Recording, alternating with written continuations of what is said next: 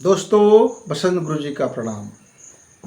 जीवन में आप बहुत ज्ञान प्राप्त किए, बड़ी ऊंची पढ़ाई कर ली, बड़े करो कारोबार, बड़ा कैरियर बन गया, आप बड़े भ्रांत हो गए, बड़े इंटेलिजेंट हो गए, सब कुछ बड़ा हो गया, सब कुछ आपके पास आ गया, पर फिर भी जिंदगी में खुशी नहीं।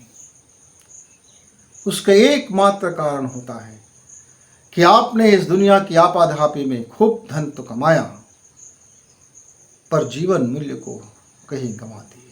चूक हो गई आपको जीवन मूल्य को समझने में, लाइफ के वैल्यू को समझने में कहीं भूल चूक हो गया मित्र। तो लाइफ के मिस्टेक को ठीक कीजिए, फिर जीवन में आनंद बगर जाएगा। दोस्तों नमस्कार, आप बसंत गुरु जी के साथ। मेरे युवा जब वो पढ़ाई करते हैं तो उसको अपने घर का वैल्यू मालूम नहीं होता, माता पिता की वैल्यू उनको समझ नहीं आती। उनको लगता है कि माता पिता का यह कार्य है हमको अच्छे स्कूल में देना, अच्छी में कपड़े देना, अच्छे जूते लेना, अच्छी पुस्तकें लेना। ठीक है, माता पिता अपना कर्तव्य करते हैं, पर यदि बच्चा उसका वैल्यू समझ जाए कि वो पसीने को निकाल करके, पसीने को चूहा करके वो एक बड़ी मुश्किल से धन कमाता है और उस धन से आपके लिए कापी किताब और स्लेट लेकर के आता है, और उस कापी किताब और स्लेट लेके आता है और आपका समय को नियोजन करता है, आपको वो इन्वेस्टमेंट करता है आपके लाइफ को चमकाने के लिए, आप उनके हीरो बनाने के लिए आपको वो क्या से क्या करते हैं। यदि मेरा बच्चा ये समझ जाए तो फिर वो पढ़ने में कोई लापरवाही नहीं करेगी, फिर वह होमवर्क करने में कोई कोताही नहीं करेगी, फिर वो अपने को अच्छे पढ़ाई के लिए, अच्छे गुणवत्ता बनाने के लिए फिर कोई कमी नहीं करेगा। लेकिन मेरा बच्चा मिडिल स्कूल में होता है, उसे ज़रा भी भान नहीं कि कितने गाढ़ी कमाई, कितनी मेहनत से हमारा धन आता है। मैं उन चंद लोगों की बात नहीं करता जिनके मम्मी पापा अफसर होते हैं और नंबर 2 की कमाई और ऊपर की कमाई और भ्रष्टाचार और रिश्वतखोरी में वो पैसा लेकर के आते हैं।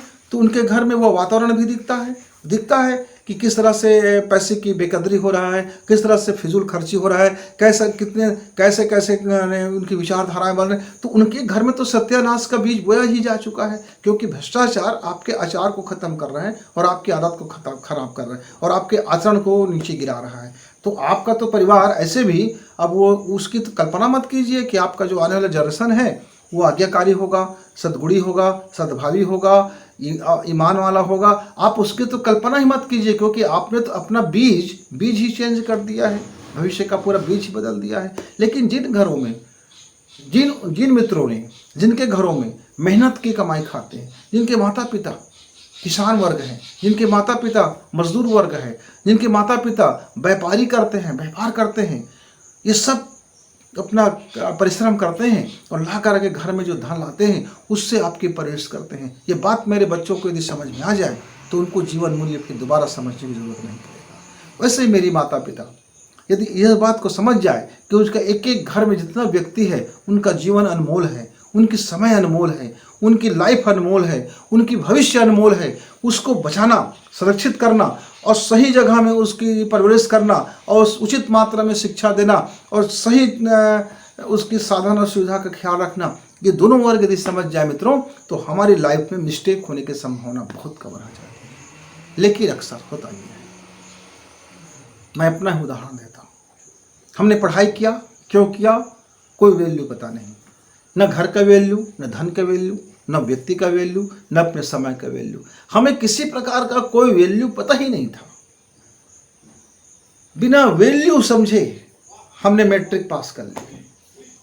कॉलेज में गया तो थोड़ी सी वैल्यू समझ में आया कि नौकरी करना है, कैरियर बनाना है। तो कैरियर मतलब क्या? अरे हमारे समय में तो कैरियर का कोई शब्द नहीं होते थे। पढ़ा लिखा, बपौती बिजनेस, बपौती खेतखार, बपौती कृषि का कार्य, बपौती दुकानदारी, बपौती कुछ लोग होते थे जिनके पास थोड़ी सी कम होते थे तो वो नौकरी पेशा होते थे। वो अपने बच्चों को कहते थे भैया तू पढ़ ले, हम आपको अपने विभाग में यहाँ आपको फलाने मंत्री को बोल के लगवा देंगे या फलाने लोग को बोलेंगे लग जाएगा। और एक शिक्षक को मैं जानता था, मैं क्या बताऊँ भ्रष्टाचार कैसे धीरे धीरे पनपी। आज से 40 साल पहले की बात है मित्र। उस ज़माने में कहीं कोई ज़्यादा रिश्वत का बोलबाला नहीं था, लेकिन एक पालक ने अपने बच्चे को शिक्षा की नौकरी दिलाने के लिए मंत्री के पास गया और उसको 50 किलो सुगंधित चावल लेकर के और बढ़िया सा एक शानदार मछली और चावल उनको भेंट किया। मैंने पूछा, दादाजी ये चावल और ये मछली क्या कर रहे हो? तो बोले कि मंत्री महोदय को निवेदन करने गया था कि मेरे बच्चे की पढ़ाई हो गया है, मैट्रिक कर लिया है, अब उनको शिक्षक के जॉब में कहीं लगा दीजिए, तो इससे लग जाएगा। तो बोले हाँ, बोले हैं कि वो बैठ जाए परीक्षा में या उनका लिस्ट भर दे आवेदन और हो जाएगा। और मैं क्या देखता हूँ, हो गया। मतलब भ्रष्टाचार और रिश्वत की शुरुआत कुछ ऐसी हुआ, मतलब शिष्टाचार से शुरू हुआ और वो शिष्टाचार आज सुरसा जैसे मुंह बना लिया। अब शिष्टाचार का रेट खुलता है 10 लाख, 12 लाख, 50 लाख, जैसे जैसे पोस्ट, जैसे जैसे मलाईदार पोस्ट जैसे जैसे कम है। इसमें हम अपने लाइफ की मूल्य को खो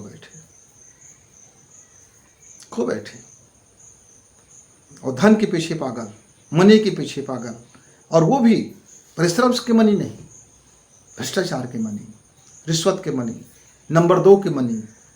कैसा मनी बढ़ा लिया जाए, रातों रात अरबपति बन जाए, मिनटों में चमत्कार हो जाए, पूरा दुनिया पूरी साइकोलॉजी इस मनी मंत्रा में, झटपट मंत्रा में, फटाफट मंत्रा में, खटाखट मंत्रा में पूरी तरह से हम अपना वैल्यू खोते चले जा रहे हैं। मित्र, परिवार के वैल्यू खो गया, मित्रों के वैल्यू खो गया, माता पिता के वैल्यू खो गया, भाई बहन के वैल्यू खो गया। जब अपना ही वैल्यू नहीं रहा तो शेष का वैल्यू क्या बच पाएगा? यदि मेरे मित्रों का जिसका भी वैल्यू बचा है वो खुश नसीब है। जिसने अपने वैल्यू बचा लिया है वे बहुत इस दुनिया का सबसे अनमोल व्यक्ति में से एक व्यक्ति होगा। जिसने अपने आचार बचा लिया, मतलब भ्रष्टाचार से बच गए, अपने आप को काला होने से बचा लिया, अपने ज़िंदगी के ऐसे ऐसे छींटों से बचा लिया, अपना मेहनत किया, एक रास्ते पे गए। अपने हर ऑफिसों में राजनीति होता है, केवल पॉलिटिक्स देश में नहीं होता, राज्य में नहीं होता, गांव में नहीं होता, हर जगह राजनीति।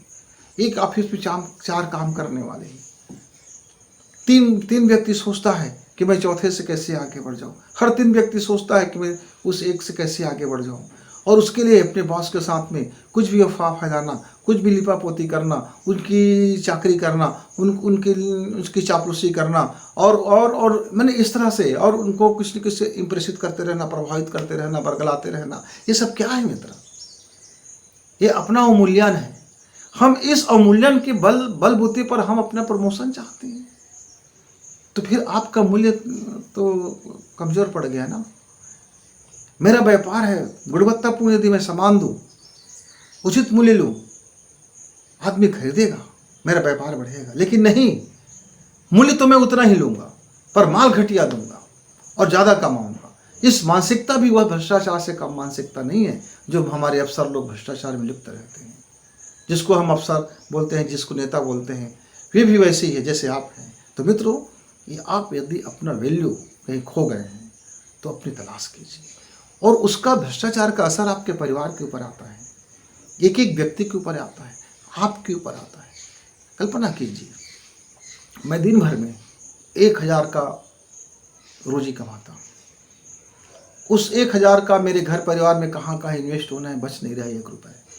अब मुझको किसी ने फ्री में 10,000 देना शुरू कर दिया, तो कल मेरी आदतों में बदलाव होगा, मैं महंगे चीज़ खरीदूंगा, महंगे चीज़ पीऊँगा, फिर मैं धीरे धीरे करके बियर बार में जाऊंगा, फिर मेरा शराब का लत होगा, फिर मैं ऐसे दोस्तों में बनाऊंगा जो 10,000 के आप मुझको मैं प्रतिदिन 20,000 मिल जाए, फिर मैं ऐसे गिरोह में शामिल हो जाऊंगा जिसका मैं कल्पना करूंगा कि मुझे पर डे 50,000 मिल जाए। ऐसे बढ़ते बढ़ते मेरी सुरक्षा जो है, मेरी मूल्य जो है जीरो होता जाएगा और मेरी अवमूल्यन बढ़ता हुआ चला जाएगा। मित्र, जरा समझिए, देखिए इस बात को। छोटा से शुरू होता है और बड़ी बात चला जाता है। मैं उन दिनों में 6वीं क्लास का छात्र था। पड़ोस में दुकान था जिसको हम लोग चाचा बोलते थे और उसकी पत्नी को चाची बोलते थे। हम लोग आंटी और अंकल ऐसा नहीं बोलते थे, चाचा चाची, चाची जान और चाचा जान बोलते थे। तो मैं दुकान में गया तो चाचा जान से मैंने 1 रुपये दिया और उनसे मैंने बोला कि मुझको कुछ खाई चाहिए 10 पैसे की। तो उन्होंने मुझको दिया लेकिन उसने मैं देखता क्या हूँ, उसने मुझको 20 पैसे की खाई दे दिया है और मेरा पूरा का पूरा मतलब 10 पैसे लौटा करके 90 पैसा वापस कर दिया है।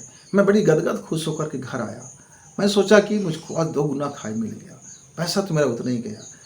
फिर मैं ये भी सोचने लगा कि कल मैं उससे दुगना पैसा ले लेगा और आधा खाई दे देगा तो बात तो फिर जहाँ के तहाँ बराबर हो जाएगा। तो फिर मैं लौट के आ गया। तब चाचा जी दुकान पर ही थे, तब चाची जान दुकान पे थे। तब मैंने एक बताया, चाचा से एक भूल हो गया, एक भूल चूक हो गया।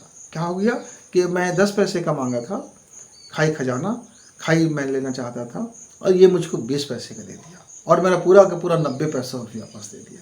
तो ये 10 पैसे का भूल चूक हो गया।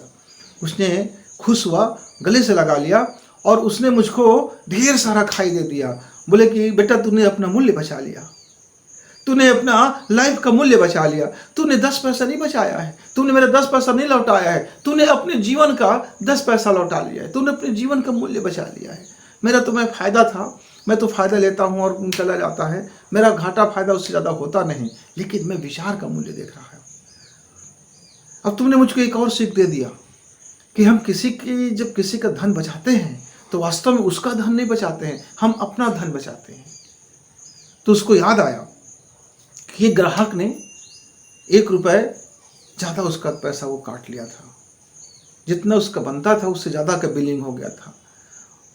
उसने तुरंत मुझको पकड़े गोद में उठाए उसके घर गए और बोले कि भाई साहब बड़ी भूल हो गया, आपका सामान का ज़रा लिस्ट देखिए, उसमें मैंने 1 रुपये ज़्यादा जोड़ दिया है, भूल चूक से ज़्यादा जुड़ गया है, ये आपका 1 रुपये वापस लीजिए। और वहाँ भी सब गदगद हो गए, बोले हो जाता है, गलतियाँ हर किसी से हो जाते हैं पर सुधारता हर कोई नहीं है।